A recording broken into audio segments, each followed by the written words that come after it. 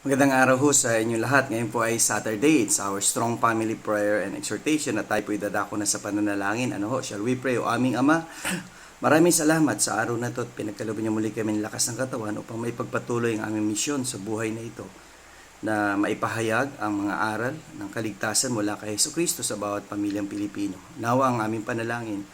Lahat na nakakapanood, nakakarinig ng mensaheng ito, tanggapin si Jesus na maging kanilang Panginoon at tagapagligtas sa araw na ito sa pangalan ni Jesus. Amen.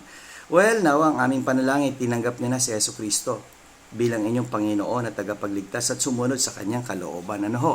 Nais natin pagpatuloy in Philippians chapter 1 and verse 9.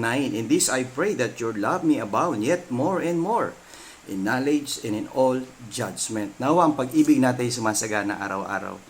Yung pagmamahal natin sa gawain ng Panginoon ay lalong umiigting, lalong nananabik tayo na makapaglingkod sa Kanya.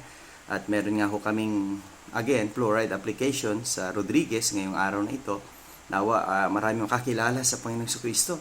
At marami tayong matulungan at maparamdam natin na sila'y mahal ng ating Panginoon sa pamamagitan ng ating mga ginagawang paglilingkod sa kanila. Okay, nawa, see you again tomorrow sa ating Strong Family Program.